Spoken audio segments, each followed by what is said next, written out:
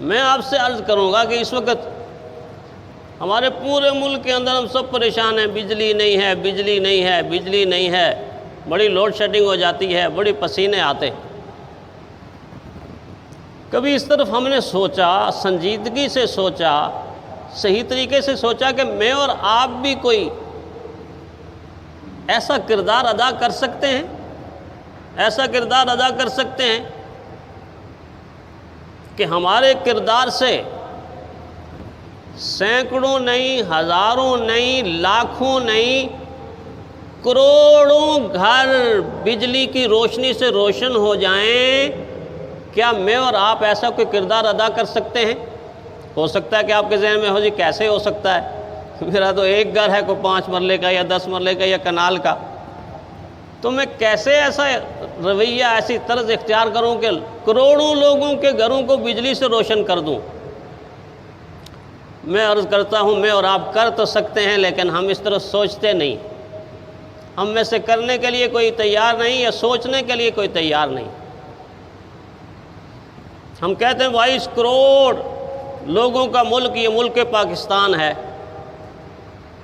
چلو 22 کروڑ میں سے کم کرتے کرتے کرتے 10 کروڑ پہ آ جائیے۔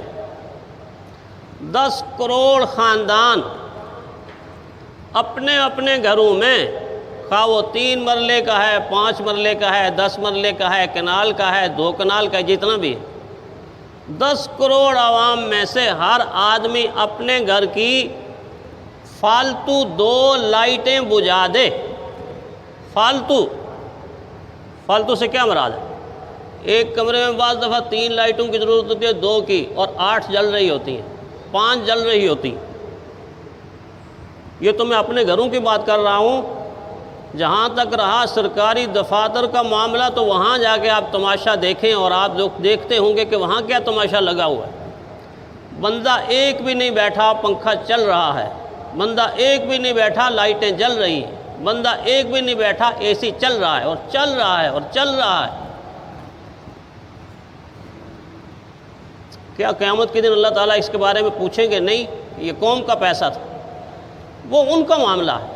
لیکن میرا اور آپ کا معاملہ کہ ہم اگر ہر گھر میں سے 2 فالتو لائٹ یا 1 فالتو لائٹ بجھائیں گے تو 10 کروڑ کو ملٹیپلائی کریں اور پھر نتیجہ دیکھیں کہ ہم کروڑوں گھروں کو بجلی دینے کے قابل ہیں یا نہیں۔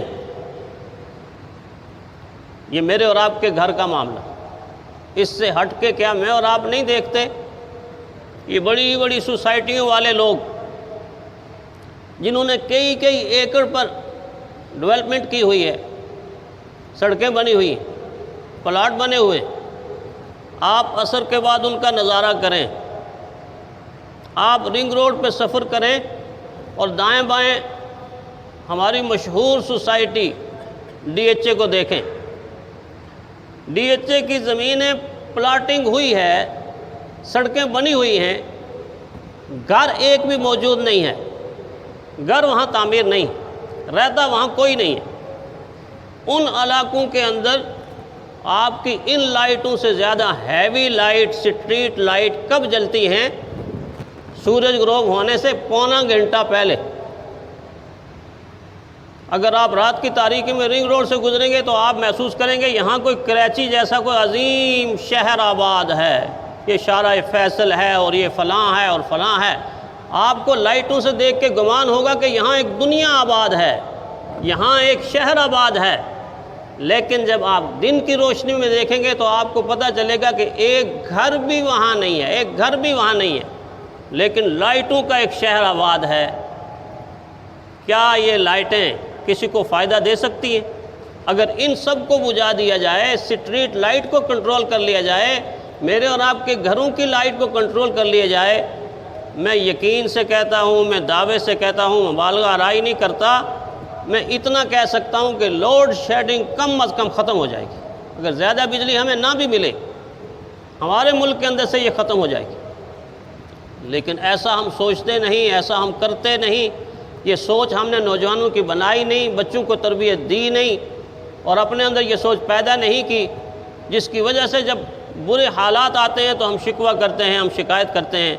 کیا پیارے پیغمبر صلی اللہ علیہ وسلم کا وہ ارشاد ہمارے سامنے نہیں ہے آپ کا صحابی وضو کر رہا ہے اور وضو کرتے ہوئے حضور صلی اللہ علیہ وسلم نے فرمایا دیکھ پانی کے ایک ایک قطرے کا حساب ہوگا، پانی کے ایک ایک قطرے کا حساب ہوگا، تو اگر ندی کے کنارے بھی وضو کرے تب بھی پانی اتنا ہی استعمال کر کے جتنا تیری ضرورت ہے، جتنا تیری ضرورت ہے۔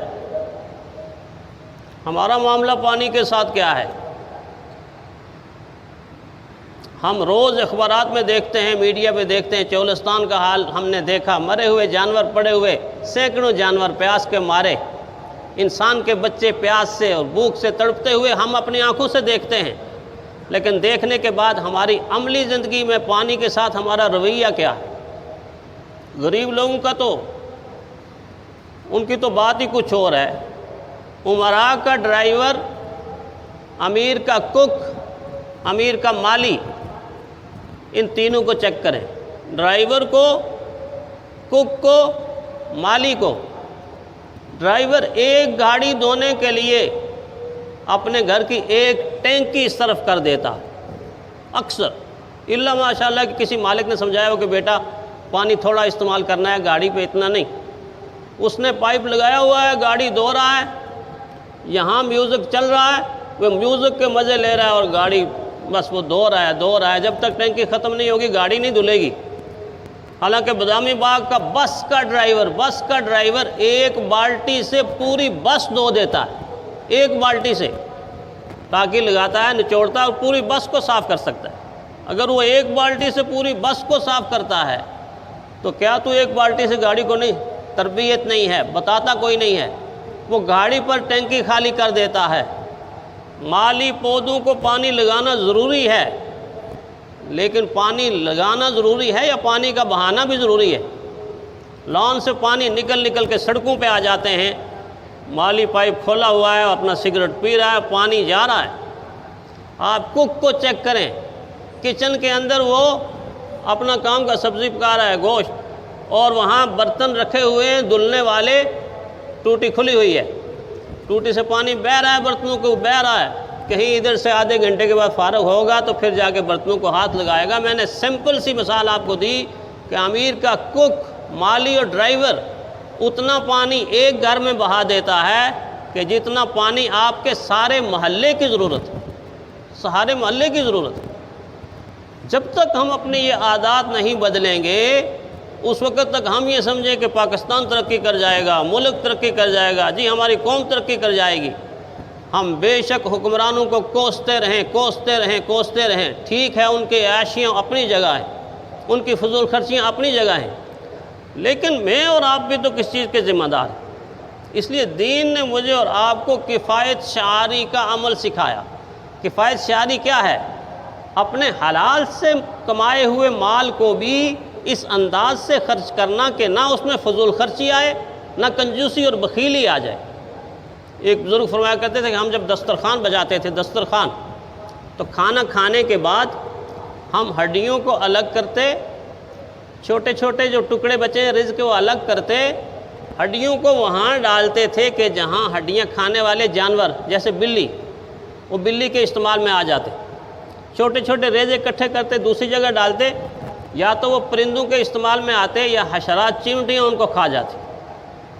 بزرگوں کو تو یہ بھی گوارا نہیں، اللہ والوں کو یہ بھی گوارا نہیں کہ وہ چیز جو میرے اور آپ سے فالتو ہے، اب ہڈیاں میں اور آپ تو نہیں کھا سکتے نا، یا وہ گرے ہوئے ریزے میں اور آپ تو نہیں کھا سکتے، وہ چیز جو میرے اور آپ سے فالتو ہے وہ چیز بھی ضائع نہ ہو جائے، وہ بھی کسی نہ کسی کے کام آ جائے، کسی نہ کسی کے کام آ جائے۔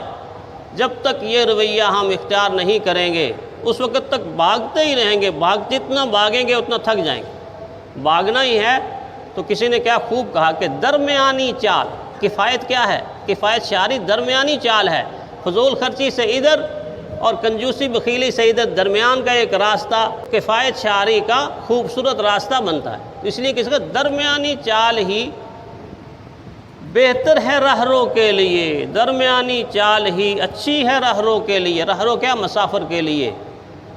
تیز چلنا اور تھک کر بیٹھنا اچھا نہیں، تیز چلنا اور تھک کر بیٹھنا اچھا نہیں، کہ زندگی کے اندر ٹھہراؤ پیدا کریں، میانہ روی پیدا کریں، اعتدال کا راستہ اپنا لیں، تو سینکڑوں وہ چیزیں جن کو دیکھ کر ہم پریشان ہو جائیں گے، وہ پریشانی والی چیزیں ہمیں خوشحالی کی طرف لے آئیں گی اور آسانی کی طرف لے کر آ جائیں گی۔